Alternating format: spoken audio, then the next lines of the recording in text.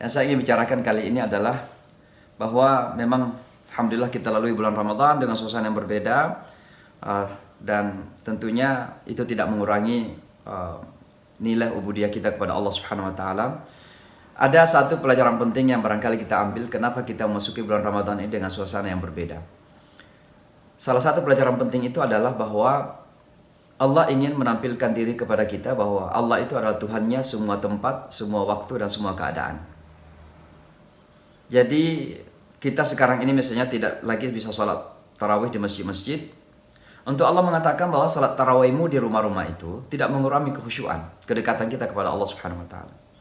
Karena Dia adalah Tuhan masjid, Allah juga adalah Tuhannya rumah kita. Maka di saat kita ingin merendahkan hati dan jiwa kita kepada Allah di masjid-masjid, tentu kita juga bisa merendahkan hati kita dan jiwa kita di rumah kita masing-masing. Ini adalah merupakan peringatan bahwa mari kita ambil Allah dalam kehidupan kita ini, dalam keadaan kapan, di mana saja, dan bagaimanapun keadaan kita. Dan oleh karenanya itu pelajaran penting yang kita ambil pada Ramadan kali ini. Tapi alhamdulillah kita sudah selesaikan dengan baik. Hanya saja terkadang memang manusia dalam melakukan ibadah-ibadah ini ada beberapa dilema. Orang Islam dalam melakukan ibadah ini terkadang ada beberapa masalah-masalah. Dilema-dilema yang kita hadapi. Dilema yang pertama adalah ibadah-ibadah yang kita lakukan ini terkadang bersifat rutinitas. Ya, maka bulan Ramadan misalnya kerap kali menjadi rutinitas tahunan. Ya. Sesuatu yang sudah menjadi rutinitas itu pasti nilainya akan berkurang. Ibaratnya kalau kita makan rendang setiap hari, maka pasti nilai enaknya itu berkurang. Tapi kalau misalnya rendang itu kita makan sekali seminggu, lalu kemudian kita rindu, kita makan lagi, maka itu kemudian akan menambah rasa enaknya. Nah, maksudnya apa? Ibadah-ibadah yang kita lakukan ini tanpa kita sadari menjadi sebuah kegiatan rutinitas tahunan, menjadikan nilainya itu semakin berkurang. Dan itulah sebabnya sangat penting sekali untuk kita senantiasa memperbaharui niat kita dari masa ke masa. Dan Bapak dan Ibu sekalian, niat itu bukan sekedar niat ritual. Bukan karena kita mau salat berniat, bukan karena kita mau puasa berniat. Tapi yang terpenting adalah pertanyaan yang paling esensi dalam hidup kita. Niat kita hidup ini untuk apa? Apakah niat kita ini hidup untuk mencari dunia? Ya itulah yang akan kita dapatkan. Apakah niat hidup dunia ini untuk mencari sesuatu yang apa itu bentuknya, apapun bentuknya, itulah yang akan kita dapatkan. Tapi niat kita jelas menurut Al-Quran adalah وَمَا خَلَقْتُ الْجِنَّ وَالْإِنسَ إِلَّا لِيَعْبُدُونَ. Tidaklah saya menciptakan jin dan manusia kecuali untuk beribadah. Maka seluruh aspek kehidupan kita, termasuk aspek akademik kita, aspek ekonomi kita, aspek politik kita, aspek apa saja yang kita lakukan dalam hidup ini, muaranya dimuarakan, ditujukan untuk sebagai bagian dari pengabdian kita kepada Allah Subhanahu wa taala. Pengabdian kita bukan sekedar sholat saja, bukan hanya puasa saja, bukan hanya haji yang mungkin kita lakukan berulang-ulang. Tapi hidup kita secara totalitas ini ditujukan untuk Allah Subhanahu wa taala.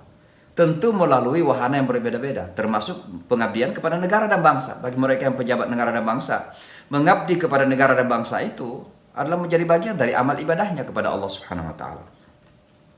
Maka jangan sampai gini semua kita lakukan menjadi rutinitas. Harus diperbaharui terus-menerus. Jaddidu imanakum bila ilaha illallah. Perbaharui imanmu dengan la ilaha illallah, dan juga perbaharui niatmu dengan la ilaha, itu kata Rasulullah sallallahu alaihi wasallam. Nah, dilema yang kedua dari ibadah yang kita lakukan ini kerap kali menjadi ibadah-ibadah yang kalkulatif sifatnya. Jadi kita kalkulasi dengan Allah. Membaca Al-Quran 3 huruf 30 pahala. Alif Lam Mim sudah 30 pahala. Kalau satu juz kita baca sudah berapa pahalanya? Kita kalkulasi pahala itu sambil beribadah. Seolah-olah kok Allah ini berkalkulasi dengan kita. Nafas yang Allah berikan kepada kita, memangnya Allah kalkulasi gitu. Kita hirup masuk, memangnya kita mengucapkan Alhamdulillah. Hirup keluar pun, memangnya kita ucapkan Alhamdulillah. Dengan oksigen yang Allah berikan kepada kita ini. Coba bayangkan teman-teman kita kena COVID-19 yang tidak ada ventilator itu langsung saja bernafas. Kita sekarang diberikan bernafas dengan sangat lega oleh Allah. Dan Allah tidak mengharapkan kita bahkan setiap kali bernafas mengucapkan Alhamdulillah. Bagaimana dengan semua fasilitas yang Allah berikan kepada kita ini? Sistem nerve kita bisa berpikir, Allah berikan kesempatan kepada kita. Nah, ini kan kalkulasi-kalkulasi sangat berbahaya. Saya mengistilahkan jangan sampai kita beribadah ini menjadi orang-orang yang beribadah secara kapitalistik. Ya, semuanya serba balasan itu. Ya, kepentingan pahala. Padahal pada akhirnya pun kita masuk surga bukan karena pahalanya Allah, pahala yang kita dapatkan, bukan karena pahala yang kita kalkulasi. Kita masuk surga karena rahmatnya Allah Subhanahu wa taala. Dan oleh karenanya mari kita selalu senantiasa mengasah hati kita ini bahwa kita beribadah untuk mencari ridha, mencari rahmatnya Allah Subhanahu wa taala. Nah, dilema yang ketiga, dan ini poin saya pada pagi hari ini di waktu New York, adalah bahwa ibadah-ibadah yang kita lakukan ini terkadang tidak memberikan dampak positif dalam kehidupan sosial kita. Padahal kalau sejujurnya, semua ibadah-ibadah yang kita lakukan itu harus memiliki dampak sosial. Salat misalnya kita lakukan. Al-Quran mengatakan innas salata tanha 'anil fahsya'i wal munkar. Salat itu mencegah dari perbuatan keji dan kemungkaran. Kata Rasulullah, "Man lam tanhahu salatuhu 'anil fahsya'i wal munkar fala salata lahu." Siapa yang tidak dilarang oleh salatnya dari perbuatan keji dan mungkar, sesungguhnya tidak ada salatnya. Bukan tidak sah secara fikih. Kalau rukun dan syarat-syaratnya sudah terpenuhi, itu pasti sah secara fikih, tapi tidak memiliki nilai. No value, tidak punya nilai. Dan oleh karenanya, salah satu dilema besar dalam ibadah yang kita lakukan adalah karena tidak punya nilai sosial. Makanya kita keluar dari bulan Ramadan menjadi seperti biasa lagi. Kita pulang dari haji menjadi seperti biasa lagi. Setelah kita melakukan sholat, biasa lagi. Padahal seharusnya dampak dari ibadah yang kita lakukan ini akan tergambar dalam kehidupan sosial kita. Kita sholat itu dimulai dengan Allahu Akbar, itu sudah memiliki dampak sosial. Allah Akbar itu artinya Allah yang punya otoritas, Allah yang maha kuat, Allah yang maha hebat. Sehingga kenapa? Semua kita ini sama sesungguhnya. Berarti mengajarkan kepada kita tentang equalitas, genuine equality dalam kehidupan kita. Lalu kita tutup salat kita dengan Assalamualaikum warahmatullahi. Itu bukan slogan bagi kita. Tapi salam bagi kita adalah sebuah komitmen untuk membangun kedamaian dan perdamaian kepada seluruh alam semesta ini. Kepada tetangga-tetangga kita, muslim dan non-muslim, kita harus menyebarkan perdamaian dan kedamaian. Itu adalah komitmen kita. Tapi begitu selesai sholat, kita memfitnah orang, kita menggibah orang, kita nyakitin orang, berarti kan ada paradoks yang terjadi di situ. Berarti kita gagal di dalam mengambil makna-makna sosial dari ibadah yang kita lakukan. Demikianlah Ramadan yang kita lakukan ini. Kata Rasulullah sallallahu alaihi wasallam, "Rubba sha'imin laisa lahu min siyamihi illa al-ju' wal 'atash." Boleh jadi ada orang yang berpuasa, dia tidak mendapatkan apa-apa dari puasanya itu kecuali dahaga dan lapar saja. Kenapa? Karena keluar dari di penghujung hari itu karakter sosial, karakter pribadi dan sosialnya tidak berubah. Ya.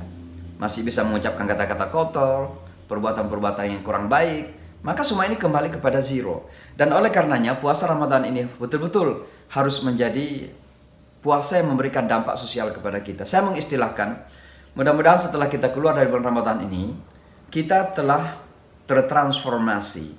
Dan minimal ada 5 hal yang saya ingin sebutkan. Transformasi yang terjadi selama bulan Ramadan ini. Yang pertama adalah transformasi hati, jiwa, dan mentalitas. Ini sangat penting sekali. Karena sesungguhnya dunia ini sangat goncang sesungguhnya. Yang mengalami goncangan yang dahsyat. Dunia ini tidak akan pernah stabil. Dan yang bisa menjadikan dunia ini stabil adalah ketika jiwa kita sudah stabil. Dunia ini identik dengan perubahan-perubahan. Itulah sebabnya dalam surah Yasin disebutkan wa kullum fi falakin yasbahun. Semua berenang-renang bergerak pada porosnya masing-masing. Jadi alam semesta ini digambarkan itu terjadi pergerakan yang terus-menerus tanpa henti. Dalam tubuh kita ini juga peraliran darah bergerak terus-menerus tanpa henti. Kalau sudah berhenti berarti kita sudah mati. Maka itu adalah penggambaran kehidupan manusia, bahwa manusia itu kehidupannya bergerak terus-menerus. Ada masa-masa kita di atas, pasti ada masa akan kita di bawah. Ada masa-masa di mana kita senang, ada masa-masa di mana kita menghadapi keadaan yang berbeda. Maka perubahan yang terjadi dalam dunia ini, kalau tidak dihadapi oleh sebuah jiwa mentalitas yang solid, maka pasti akan goncang. Itulah sebabnya Al-Quran mengatakan bahwa penyakit manusia ini ada 2 yang paling berbahaya. Bukan peperangan, bukan terorisme, tapi penyakit yang disebut dengan al-khawfu wal hazan. Rasa takut dan rasa sedih. Maksudnya apa? Karena manusia itu berada di antara 2 posisi saja. Antara masa lalu dan masa depan. Manusia yang tidak punya iman, begitu menengok masa lalunya, dia akan sedih. Kenapa? Dia pernah berhasil, sekarang mungkin tidak. Maka sedih lagi. Atau dilihat masa lalunya belum berhasil, dia sedih juga. Melihat masa depan, dia khawatir, ketakutan. Maka manusia itu selalu berada antara 2 posisi ini. Antara masa lalu yang menyedihkan atau masa depan yang masih mengkhawatirkan. Nah, hanya orang yang beriman, yang punya mentalitas yang solid, yang tidak perlu goncang di antara 2 posisi tersebut. Dia tidak perlu terlalu sedih dan dia tidak perlu terlalu khawatir. Kenapa? Karena itu yang disebutkan dalam Al-Quran. فَمَنْ يَكْفُرْ بِالطَّاغُوتِ وَيُؤْمِنْ بِاللَّهِ فَقَدِ اسْتَمْسَكَ بِالْعُرْوَةِ الْوُثْقَى. Orang yang tidak perlu mentuhankan tagut-tagut. Tagut itu ya termasuk hawa nafsu kita, dunia kita, jabatan kita, kepopuleran kita. Itu bisa menjadi Tuhan-Tuhan kecil dalam kehidupan kita. Nah, kalau kita kesampingkan ini dan kita ambil Allah sebagai Tuhan kita, faqad istamsaka bil urwatil wuthqa, dia sudah memiliki pegangan yang solid dalam hidupnya. Dan itulah menjadikan manusia seperti ini tidak akan pernah mudah goyah. COVID-19 terjadi, ya dituntut untuk menyelamatkan dirinya. Dalam bahasa Rasulullah SAW, i'qilha, tie your camel. Kita lakukan segala yang memungkinkan agar kita tidak terdampak. Tapi pada saat yang sama bukan berarti kita ketakutan yang berlebihan. Kita tawakal kepada Allah. Itu yang namanya al-urwatil wuthqa. Maka ini sangat penting sekali. Ramadan mengajar kita untuk mendekatkan diri kepada Allah agar kita selalu menghadirkan Allah dalam hidup kita. Dan kalau Allah hadir dalam hidup kita, itulah akan menjadi pegangan hidup kita. Bagaimana Rasulullah SAW ketika akan berhijrah ke Madinah. Beliau berada dalam gua itu. Al-Gojo ada di depan pintu. Abu Bakar menangis. Menangis karena khawatir keselamatan Rasulullah SAW. Apa kata Rasulullah? La tahzan innallaha ma'ana. Jangan khawatir, Allah bersama kita. Itulah mentalitas seorang mukmin yang bersama dengan Allah Subhanahu wa taala. Bagi kami di Amerika menghadapi Islamofobia, salah satu yang kami harus punya sebagai modal utama adalah bersama dengan Allah Subhanahu wa taala. Sebab kita tidak punya media, tidak punya kekuasaan, tidak punya ekonomi yang begitu banyak. Ya, tapi menghadapi Islamofobia yang demikian besar ini, kalau kita tidak punya keimanan kepada Allah Subhanahu wa taala, bisa kita goyah, bisa kita goncang. Tapi dengan iman inilah maka kita memiliki mentalitas yang solid. Maka puasa adalah amalan ibadah yang paling bersifat personal. Dan itu mengajarkan kepada kita kedekatan yang sangat intim dengan Allah Subhanahu wa taala. Dan kedekatan ini akan membangun mentalitas yang solid tadi itu. Hanya dengan jiwa tenang inilah yang akan nanti menghadap dengan Allah dengan penuh ketenangan. Yauma la yanfa'u malun wala banun illa man atallaha biqalbin salim. Pada hari di mana anak-anak, harta benda tidak bermanfaat lagi kecuali siapa yang datang kepada Allah dengan jiwa yang tenang, dengan hati yang tenang. Maka mudah-mudahan bulan puasa ini mentransformasi jiwa dan hati kita menjadi hati-hati yang tenang, insya Allah di dunia ini, sehingga nanti kita menghadap Allah dengan jiwa yang tenang pula. Irji'i ila rabbiki radiyatan mardiyah, fadkhuli fi ibadi wadkhuli jannati. Itu yang pertama. Tentu transformasi yang kedua adalah mudah-mudahan Ramadan ini telah mentransformasi view kita, ya, visi kita tentang kehidupan ini. Penyakit manusia modern sekarang ini adalah salah melihat kehidupan dunianya. Karena memang konsepnya adalah konsep materialisme. Artinya apa? Segala sesuatu dibangun di atas dasar materialisme. Dan materialisme menjadi agama tertentu. Itu dinum minal adyan. Ya. Jadi sudah merupakan isme, merupakan ideologi, merupakan pemahaman, merupakan agama bagi orang-orang barat khususnya. Dan itu yang terjadi ketika 9/11 terjadi di Amerika. Kenapa Barat dan Amerika marah betul kepada Islam? Karena Islam dituduh sebagai pelaku. Karena yang diruntuhkan itu bukan hanya gedung biasa.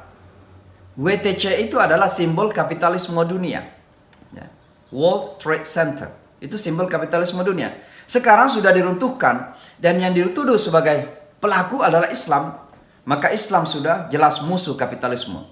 Nah, sementara kapitalisme ini didefinisikan sebagai kemajuan, kebebasan, demokrasi, menghormati wanita. Segala nilai-nilai yang universal. Itu ada pada bentuk kapitalisme itu.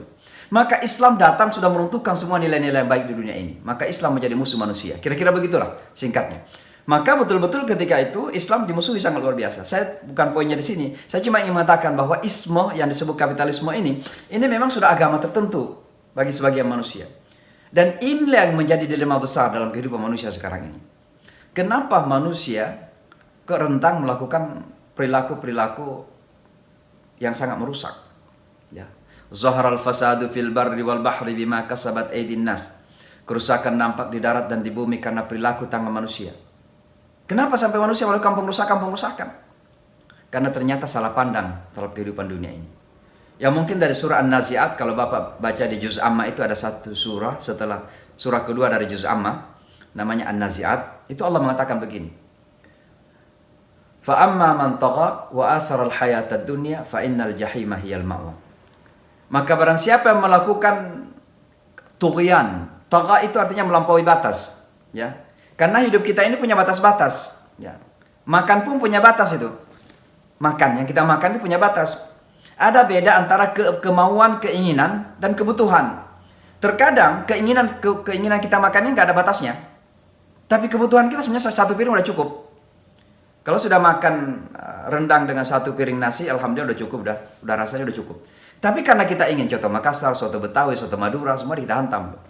Nah, kalau ini sudah terjadi, itu namanya tughyan, melampaui batas-batas. Dan hidup kita ini punya batasan. Kalau ada manusia yang merasa tidak terbatas, maka ini berbahaya sekali. Karena boleh jadi sudah memposisikan diri sebagai posisi Tuhan. Yang tidak terbatas hanya Tuhan saja. Tidak Tuhan saja. Selama kita makhluk pasti punya batasan. Wa tilka hududullahi fala ta'taduha. Itu adalah batasan-batasan Allah, jangan lampaui batasan itu. Maka dalam menyikapi hidup ini terkadang manusia tidak punya batas. Itu yang disebut dengan melakukan tughyan. Fa amma man tagha. Kenapa terjadi tughyan? Wa atharal hayatad dunya, karena terlalu melebih-lebihkan kehidupan dunia ini. Nah, Bapak dan Ibu, saya mengatakan begini. Mencintai dunia itu nggak apa-apa. Kita cinta mobil kita, cinta keluarga kita, cinta rumah kita, cinta jabatan. Nggak apa-apa. Tapi jangan radikal. Saya mohon maaf memakai radikal ini.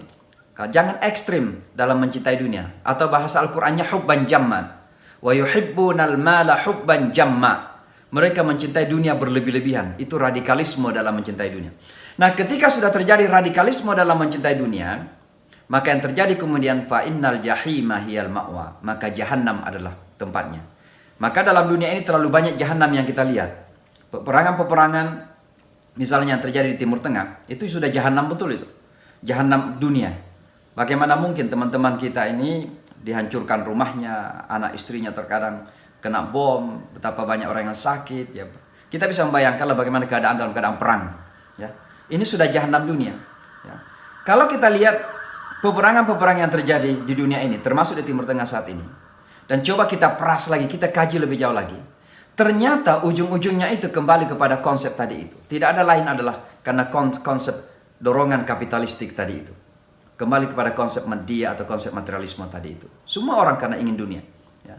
Karena kebetulan Timur Tengah memiliki tempat yang sangat strategis sekali, dalam hal minyak misalnya, ataupun juga strategi politik dan sebagainya, maka semua orang kemudian punya kepentingan di situ. Maka ini adalah masalah dunia sekali lagi. Maka Ramadan telah melatih kita untuk sementara yang mengesampingkan dunia ini, untuk merajuk kembali batin kita, melihat bahwa hidup ini bukan hanya dunia saja. Tapi mari kita kembali kepada konsep Islam tentang kehidupan. Konsep Islam itu adalah Rabbana atina fid dunya hasanah wa fil akhirati hasanah wa qina adzabannar. Nah, tentu yang ketiga adalah mudah-mudahan puasa Ramadan telah mentransformasi kita dalam hal karakter kemanusiaan. Ini yang disebut dengan akhlakul karimah. Karena Bapak dan Ibu sekalian, sekali lagi, kalau kita peras ajaran agama kita ini, seandainya kelapa ya, lalu kemudian kita peras ajaran agama ini dari A sampai Z, kita peras, itu santannya adalah akhlakul karimah itu, perilaku kemanusiaan. Itu santannya, cheese-nya kira-kira, ya cheese. Kejunya itu ada pada perilaku manusia. Itulah sebabnya dalam Al-Quran yang dipuji mengenai Rasulullah SAW bukan salatnya, bukan zakatnya, bukan hajinya, tapi yang dipuji mengenai Rasulullah SAW adalah wa innaka la'ala khuluqin azim. Sesungguhnya kamu, wahai Muhammad, memiliki perilaku akhlak yang mulia. Itu yang dipuji oleh Allah dalam Al-Quran. Kenapa? Karena itu adalah cheese, kejunya daripada keberagamaan kita. Apalah arti kita salat kalau kita nyakitin orang? Apalah arti kita puasa kalau kita masih nyakitin orang? Bukan berarti nggak penting. Saya tidak bicara demikian. Tapi bukan berarti kita nilainya tidak ada di situ. Maka sekali lagi Rasulullah SAW menyimpulkan misinya sebagai innama bu'ithu liutammima makarimal akhlak. Misi Rasulullah adalah datang untuk menyempurnakan akhlak manusia. Itulah sebabnya transformasi akhlak dari ibadah-ibadah yang kita lakukan, termasuk ibadah puasa Ramadan ini, harus terwujud. Kita semakin humble, kita semakin bersahabat, kita semakin baik, kita semakin ringan tangan membantu orang. Ini adalah akhlakul karim yang harus kita miliki. Jangan sampai kemudian kembali kepada seperti biasa. Kita di bulan Ramadan tidak makan, tidak minum, dalam arti kita menjaga hati kita dari kerakusan. Begitu selesai Ramadan menjadi lebih rakus lagi. Terjadi nyerobot sana sini. Nah, ini sangat berbahaya sekali. Dan oleh sebab itulah maka ada sebuah hadis yang mungkin saya ingin sampaikan, yang disebut hadithul muflis. Artinya hadis kebangkrutan. Jadi suatu ketika Rasulullah SAW bertanya kepada para sahabatnya, tahukah anda siapa orang yang bangkrut itu? Para sahabat bertanya, "Malla dirham wala dinar lahu." Yang tidak punya dirham, yang tidak punya dinar, tidak punya euro, tidak punya dolar, kira-kira begitu. Rasulullah mengatakan, bukan. Orang yang bangkrut itu adalah orang yang nanti datang menghadap Allah dengan puasanya, dengan salatnya, dengan zakatnya, dengan hajinya, dengan semua ritualnya, qiyamul lailnya bahkan, salat tahajudnya bahkan. Tapi dia menyakitin ini, dia pernah berbohong ke situ, dia pernah memfitnah ini, dia pernah ghibah ini. Maka pada hari akhirat nanti, ketika orang ini dengan semua amalan ritualnya ini sebenarnya sudah siap masuk surga, tiba-tiba semua orang antrian mengeluh. Dia katakan, "Ya Allah, gimana mungkin orang ini bisa masuk surga?" Maka Allah Subhanahu wa taala kemudian yang Maha Tahu mengambil amalan kebaikan dia ini diberikan kepada orang yang pernah dia sakitin itu. Sampai sudah habis amalan kebaikannya, salatnya habis, puasanya habis, zakatnya habis, hajinya udah habis. Tapi orang masih antrian memprotes. Maka dosa orang itu diambil diberikan kepada dia. Inilah orang yang paling bangkrut. Tadinya amalannya luar biasa banyaknya karena ritualnya, sekarang dilempar masuk neraka karena dosa-dosa orang yang pernah dia sakitin itu. Itulah orang yang bangkrut. Maka mudah-mudahan bulan Ramadan ini betul-betul kita keluar dan bertransformasi, terjadi transformasi akhlak kita. Lidah kita semakin jujur berucap, mata kita semakin baik memandang, telinga kita semakin enak yang didengarkan yang baik-baik saja, dan mind kita, pikiran kita ini lebih positif lagi. Jangan negatif banyak, dan seterusnya. Akhlak kita ini harus lebih baik setelah bulan puasa. Nah tentu yang keempat sebelum yang terakhir, harus terjadi transformasi hidayah dalam kehidupan kita. Karena bulan Ramadan itu adalah bulan hidayah. Syahrul Ramadan alladzi unzila fihil Qur'an. Bapak dan Ibu, singkat saja, kehidupan ini tanpa Al-Quran dan hidayah adalah kehidupan yang tidak bermakna. Ya, itulah sebabnya Al-Quran ketika berbicara tentang Lailatul Qadar, Al-Quran mengatakan, "Inna anzalnahu fi Lailatul Qadar, Lailatul Qadri khairum min alfi syahr." Kenapa Lailatul Qadri, satu malam yang disebut Qadar itu lebih baik dari 83,3 tahun? Kira-kira begitu. 1000 bulan. Kenapa? Allah ingin mengatakan bahwa Al-Quran yang diturunkan sebagai petunjuk ini, kalau kita ambil dan hidup dalam satu hari saja bersamanya, kita hidup dengan Al-Quran dalam satu hari, itu akan jauh lebih bernilai daripada hidup 100 tahun pun tanpa Al-Quran. Karena kehidupan tanpa hidayah itu tidak bernilai. Tidak akan bernilai. Al-Quran inilah memberikan kepada kita makna hidup dan nilai hidup. Karena kita tahu kemana kita akan berjalan dan kemana pada akhirnya kita akan tiba. Kalau kita hidup menjalani hidup tanpa Al-Quran, tanpa hidayah, maka itulah akan terjadi seolah-olah perputaran rutinitas yang terjadi.